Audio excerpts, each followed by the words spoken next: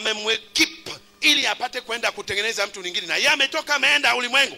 Alipofanikiwa ulimwengu ameleta wengine, sio huyu tu, ameleta wengine na wale hawajakomaa wakaondoka, lakini mmoja amebaki ambao amemwelewa, anampenda mchungaji wake. Lakini mchungaji sio yeye aliyoenda kuleta huyu. Mimi nachukua mstari wa huyu mtu aliyoko nyuma yake. Wakati ambao huyu anapokimbia kutafuta huyu baba mchungaji kwa sababu ni mwalimu, anakimbia kutafuta wengine. Angalia huyu anakimbia kuleta, anaenda kuleta paka huku. Kanisa imekuwa na watu wengi. Wakati ambao mama huyu anapoenda kutafuta kondo wake, mama nyingine mzuri sana, huyu si ameenda kuleta nyingine. Kanisa lile ni kubwa. Alafu mzigo wa huyu, njoo huyu hapa, nampeleka paka hapa huyu. Kanisani tunapokuwa 10,000, mega church, kanisa mega church ni kanisa zaidi ya watu 2,000, 10,000. Kanisa ni 10,000 kama Joel Austin anavyofanya ibada bishop. Unaona hawezi kujua hawa watu wote. Je, utamjua huyu?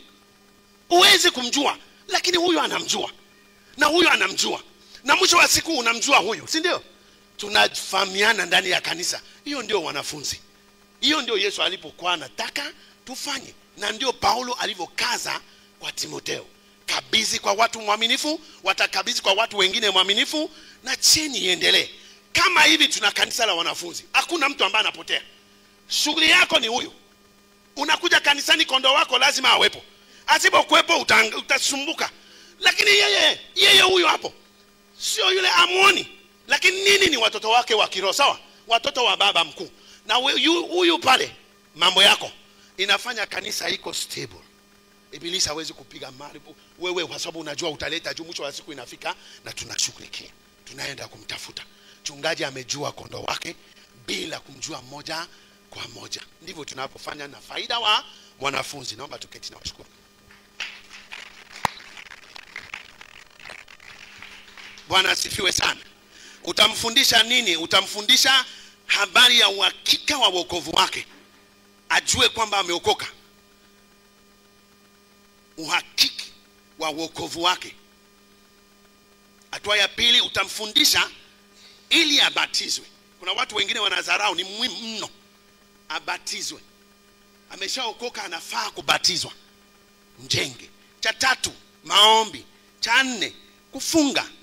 Utamfundisha utakatifu, njia ya utakatifu.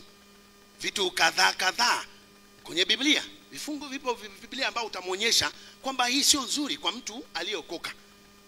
Nipo na wewe mwalimu sasa. Tumeona wote wa kila moja. Unamfundisha kuwa na imani na kujitegemea Mungu. Hii unajenga mawasiliano kati yake na Mungu. Utamfundisha kutafakari neno la Mungu. Tunatafakari moja kitabu ambao ni meditation. Zakaria kiongozi wetu anasema ni daily dynamic encounter with God. Unakutana na Mungu kila siku na unaandika. Sio kama tunakutana kichwani, tunaandika siku, muda ambao ulikuwa naye na vitu ambao alikuambia. Unatumia Biblia. Kuna kitabu moja, nafikiri Bishop anajua juu ya hilo, kukufundisha namna ya kutafakari neno la Mungu. Unamfundisha, anaanza kutafuta chakula ya kiroho mwenyewe ili ashibe. Bwana asifiwe sana. Na unamfundisha namna number 4, a model life, kuishi maisha ya mtu wa Kristo. Unamfundisha, Yesu aliwafundisha. Mama Zebedayo na watoto wake walikuja, wanataka moja akaa kushona, moja akaa kulia, si ndio? Walipotoka waliendelea kuongea habari ya nani ni mkubwa. Yesu kawafundisha ili wajue nani ni mkubwa. Na Yesu kachukua taulo akaosha miguu. Huduma fulani wamefanya ni huduma ya kuosha miguu, paka watu wanaleta taulo na besini wanaosha miguu, kuonyesha unyenyekevu. Yesu alifanya kama hivi, kuonyesha kwa vitendo namna ambao inabidi tunyenyekea, na kufundisha hawa kwamba inabidi wawe watu wanaonyenyekea pia. Bwana asifiwe sana. Unafundisha, unawachukua, tunaenda kama yule wa mwisho, mama na mwenzake, anawaambia uko free. njoo twende tushuhudie injili. Tumeokoka, watu waliokoka ni kazi zao, na tunaenda pamoja naye. Haleluya, haleluya. Na unagonga milango, kama unapokelewa unawasilisha injili, kila kitu, siku ya kwanza, siku ya pili, mwezi wa kwanza. Baadaye unaenda na mwambie, naona wewe ni nzuri, mhubiria injili. Si umemjenga kwa vitendo. Tumepata mtu ambao ameelewa na yeye mwenyewe anasimama. Bwana asifiwe sana. Unawajenga vile vile katika maisha ya huduma, kwa sababu ndani ya hapo tunahitaji watu ambaye watatumika ili kusaidia kujenga nyumba ya Bwana. Bwana asifiwe sana. Tuma nje. Yesu aliwatuma. Hatua ya kwanza waliondoka 12 katika Luka sura ya 9. Hatua ya pili katika Luka 12 anawatuma watu 70. Walienda wawili. Aliwapa kazi. Walipoenda walirudi, akarekebisha, akaweka vitu sawa ili wajue namna ambaye mambo inabidi ifanyike. Kiongozi wetu anasema maisha ya mtu ambao ni mwanafunzi ni maisha ya vitendo. Ni maisha ya vitendo. Anataka watu waone anachofanya. Watu waone Yesu ambaye anahubiria maishani mwake, kabla kusikia yale ambao Yesu anavyohubiria anafanya. Kwa vitendo waone maishani mwako. Bwana asifiwe sana. Action speaks louder than words. Matendo zinaongea kwa nguvu zaidi kuliko maneno. Watasoma, wapo shuleni, si wanaona every day, watasoma vitu ambao ipo kwako. Wale ambao mwanafunzi anakuja nyumbani na wanaendelea kuwapa yale ambao sio, alafu baadaye tuombe Mungu, ameshadaka ile matendo yako ambao sio, na anaondoka zake kwa sababu hujamfunza kama inavyotakiwa. Bwana asifiwe sana. Wafunze kwa watumishi. Marko 3:14 kama nilivyosema. Unaomba pamoja nao, tunahubiri neno pamoja, na unawajenga kwa utumishi kama tunavyofanya hapo madhabahuni. Namba 6, waongoze katika maisha ya kujiachia ikamilifu mkononi mwa Bwana. Luka 14:27. Mfundishe. Sikiliza, hii ambayo tunaongea inachukua dosi nyingi sana ya maombi na kufunga kwa ajili yake. Sawa jamani? Kwa sababu ujenzi ni kiroho zaidi kuliko kimwili. Hatuko darasani ambao tunatumia fimbo. Unasema kichwa ya huyu mtoto ni ngumu na unamchapa ili aelewe. Kondoo wa Bwana tunawaheshimu. Tunaomba kwa ajili yao ili wapate kuelewa, ili wapate kuacha yale ambao wanafanya. Kuna mwanafunzi wetu ambaye alipokoka, kwa sababu alikuwa mke wa kiongozi wa serikali kubwa, alikuwa zoea, si ndio? Used to zoea kuvaa maerin madhahabu, anavaa ile aina ambayo imejaa kweli kweli. Alipokuja kanisani, hatuwezi kumwambia kwamba nenda vua, umeona watu, hamna watu wanao kufanana hapa. Sisi dunia au kanisani hatujaja kuonyesha madhahabu yetu. Dhahabu yote kama hivi, yote paka mkononi kamejaza, akifanya unasikia clink clink clink clink, vitu makelele zinafanyika.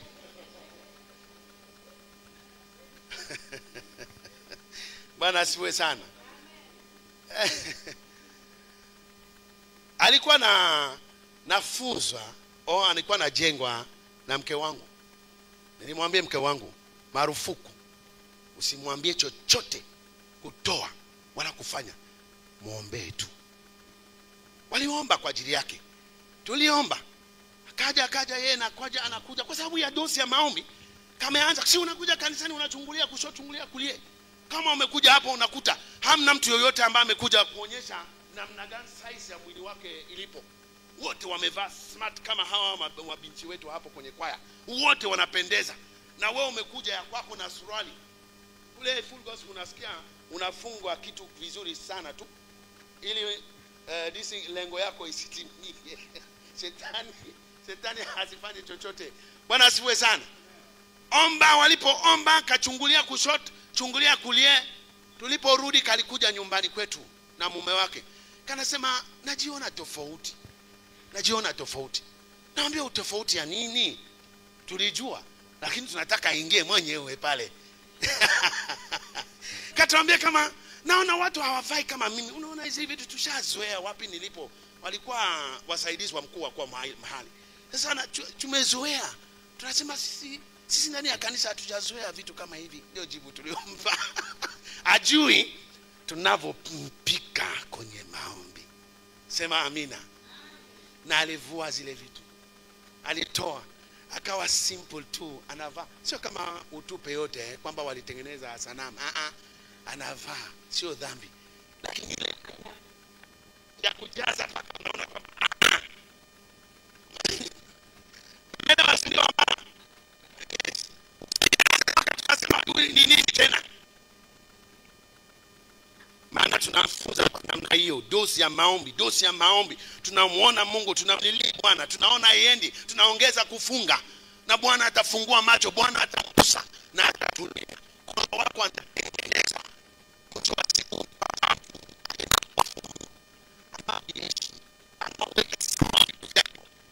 kuja kanisani kusikia mlivyosikia nimehubiri leo kwamba ma pictures za diamond na pictures za nini, toa zile vitu vyote, mipombe, sijui castle nini kwenye nyumba wa mtu aliokoka. Hamna vitu kama hivi. Vitu vyote isiyomtukuza Mungu tupilia pale nje. Kuna mmoja ambaye aliokoka, alikuwa mkurugenzi wa benki. Ni mmoja ya viongozi mkubwa sana huduma yetu siku hizi. Alikuwa anakuja kwake, anaweka whisky, anakunywa whisky wake. Unajua hawa jamaa wanawapa hela, mamilioni ya hela kujaza bar. Una bar nyumbani kwako kabisa, kupokea wageni. Wanasema ni uso wa benki huyu kiongozi. Sasa anajaza whisky. Alikuwa anakuja kila siku, anamuona kama hivi, analia moyoni. Na mtumishi anarudi, aliporudi yule mzee ambao unajua bishop, mzee wetu yule, anarudi anamuomba Mungu. Hajamwambia toa. Hapa nitakwambia hapo madhabahuni. Ikianza kushughulikia nitaomba kwa ajili yako. Walimuombea na mwisho wa siku, huyu mzee siku moja alienda pale, alivyoingia tu ndani ya sebule ya yule mkurugenzi, kakuta chupa za bia yote zimefagiliwa, vyote imetupilia mbali pale. Akamwambia kama nilikuwa sijui. Unavyoona hizi vitu vyote nimeona imesumbua moyo wangu, kumbe nilikuwa na. Mzee kapiga magoti tu na akanyanyua mkono, anaomba, anamtukuza Mungu kwa lugha, kwa sababu Bwana amefanya. Ukiondoa kama hivi, imeondolewa ndani ya moyo na inaondolewa nje. Lakini ukitoa nje na inabaki ndani ya moyo, ataondoka sema ambao hawatamwambia ondoa.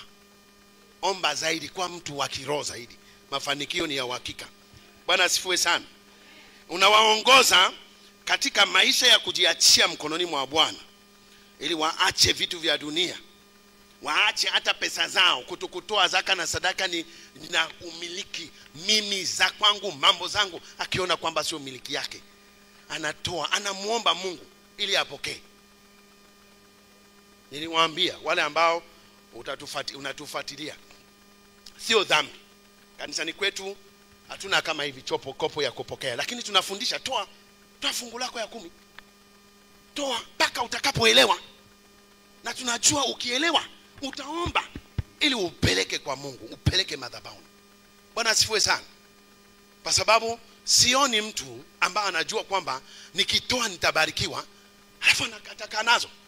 Kama macho yako inaona mbele kwamba hii 10,000 yako inaweza kuwa 100,000. Si umesikia mama anasema kwamba ungekuja kama hivi, kwanza lete hiyo 200,000 nini, ni milioni ngapi? Ulete mara moja, kata ile 200,000 nipe ile nyingine. Nikupe unipe.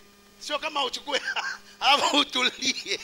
Amna, watu wangekuwa naona kwamba Bwana anavyochukua anawarudisha nyingi zaidi. Luka 6 mstari wa ngapi? 38. Kama inatimia, watafanyaje? Watatoa na ataomba kutoa ili abarikiwe. Ubarikiwe pesa tu, vitu vingi vipo ambayo inaongezeka kwako. Bwana asifiwe sana. Point namba 7, anasaidiwa. Nimesema kila mmoja yupo kwa lengo ya kufanya mwanafunzi. Ndio agizo mkuu. Yesu hajatutuma kwenda kufanya maombi, hajatutuma kwenda kufunga, Hajatutuma kwenda kutafuta pesa tulete kanisani. Yesu ametutuma tuende kufanya mwanafunzi. Nimewaambia kwamba pesa ni nini? Pesa ni tool. How do you call tool? Tool. Nyenzo. Funga, maombi, yote ni nyenzo, kama bishop wanao. Ni nyenzo kutusaidia kufika lengo. Lengo yetu ni nini? Wanafunzi. We want people. Kanisa ni watu, sio jengo. Ni watu. Tukiwa na watu wengi, si tunafurahi? Lakini tukiwa na jengo kubwa na hamna watu, hiyo askofu wako ni askofu ya nini ambao hamna watu? Na ndugu yetu ni askofu watu wake Bwana asifiwe sana. Niache.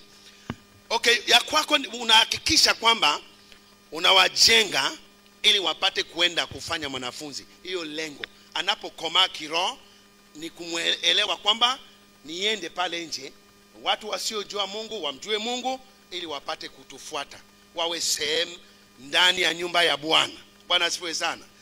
The goal is multiplication. Unatimiza agizo kuu wa Bwana kwa kanisa, kwako wewe mwenyewe. Ile barua ni barua wa Bwana Yesu kwangu, ni barua ya Bwana Yesu kwako. Anaitwa nini? Anasema wewe James, wewe Clement, wewe Stephen, nenda ukawafanya Chalinze kuwa mwanafunzi. Ni barua yako Bwana ametupa, twende tufanye kazi. Bwana asifiwe sana. Hakikisha kwamba utafanikiwa wewe peke yako. Yesu hajafanikiwa peke yake, ndio maana ametengeneza watu. Kapiga kazi miaka 3, kaondoka zake, alafu hawa wameendelea. Na leo hii tupo, tunapiga ya kwetu na tutaondoka na kazi itaendelea. Bwana asifiwe sana, kwa sababu tumefanya kama alivyofanya. Bwana asifiwe sana. Hatua 7 tumeweka hapa. Sio kama umeshika hiyo hatua 7. Ya mwisho ndio muhimu mno, kwamba hawa unaenda kuwasaidia ili wapate kufanya mwanafunzi wao, wapate kuongezeka, Mwanafunzi asiyefanya mwanafunzi, naomba uandike hiyo. Mwanafunzi asiyefanya mwanafunzi sio mwanafunzi wa ukweli. Mwanafunzi asiyefanya mwanafunzi sio mwanafunzi wa ukweli. Hajakomaa kama yupo ndani, ajui kama yupo ndani, na kazi ni yake au ya mtumishi ambao hajafanyika. Ndio maana kanisa ni chombo wa Bwana kutengeneza watumishi watakaoenda kutengeneza wengine. Wataingia ndani kwa sababu ya ushirika, wajengwe, waende kufanya wengine, ili tu multiply, tupate mrupuko, tupate watu wawili mahala fulani, tuende pale tuanze ushirika, fellowship. Hawajui kanisa hapa, lakini tuende pale tuanze kuomba kwa ajili yao, tuombe pamoja nao, tuwafundishe neno. Siku kwa siku ataamka kusema siendi tena kanisa ile kwa sababu hawaelewi, naona vitu sio. Naenda na wewe kanisani. Si umemleta mtu, lakini anza kule mtaani. Ni familia, ni baba na mama ambao wamejiachia mkononi mwako.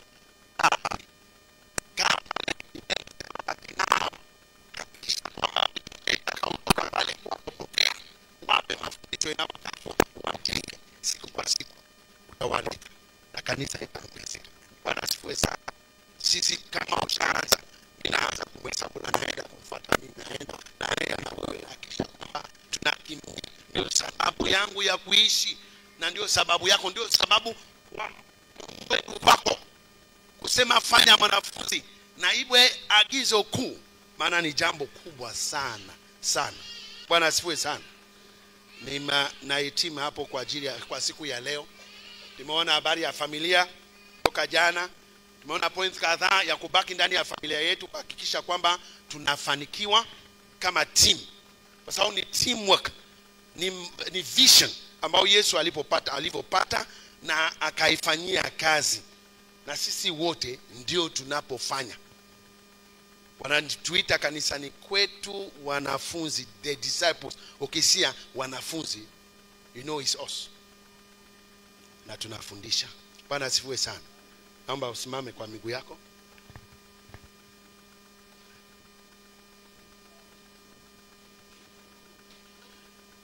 Nataka tumshukuru Mungu. Tumpe neno moja tu, maneno mafupi tu, kumwambia Bwana asante kwa sababu ulituma Yesu kutufundisha namna ya kufanya mwanafunzi, na sisi tutakutii, na sisi tutafanya mwanafunzi, na tutafanya watu kufanya wengine mwanafunzi. Tuombe pamoja. Bwana Yesu asante. Asante kwa sababu upendo kuu sana ili kutoa mbinguni mpaka hapa kwetu. Asante Bwana Yesu kwa sababu uliona hawa waliopotea, ulituona watu mbali na ufalme wa mbinguni, watu mbali kwenye dhambi zao, na ulisema Baba nitaenda kwa ajili yao, na ulijitoa kama zawadi wa Baba kwa ajili yetu. Ulijua gharama ambayo ilitakiwa kulipa, na ulikuja kulipa ile gharama, na ulikuja na ukaanzisha shule. Shule ya kutengeneza watu kuwa wanafunzi, shule ya kutengeneza watu ambao watakuwa mbinguni, shule ya ufalme wa mbinguni. Na watu walifunzwa, na watu walitengenezwa, na unapoondoka ulikuwa na amani moyoni mwako kwamba umepata watu, na ulipata Paulo kama yule ambaye amezaliwa kwa njia ambayo sio. Baba alikuja kujiunga na kikundi, na injili imetufikia sisi wa mataifa. Tunakushukuru kwa sababu ya upendo mkuu uliokuwa nao juu yetu mpaka hapa. Bado klioni ile kwa barua yako ya kuenda kutengeneza mwanafunzi. Baba tuende kama agizo kuu, kufanya waliopotea, kuwatafuta na kuwaleta ndani ya imani, kuwatafuta na kuwaleta ndani ya nyumba yako. Ninaomba Mungu wetu Baba utupe, kwa sababu tumesikia, tupate kusimama na kwenda kutafuta. Tupe kukutii. Ilifanyika kwetu, watu walijitoa kwetu, watu walifunga, waliomba, watu tusogeza injili, na tuliokoka. Baba tunaomba utupe kufanya hiyo kazi vile vile, ili kutimiza agizo kuu iliyowekwa kwa ajili yetu sisi sote. Na katika yote uendelee kujitukuza, ni katika jina la Yesu Kristo, amen. Mungu atubariki. Asante sana Apostle. Mungu akubariki sana. Naomba tukae.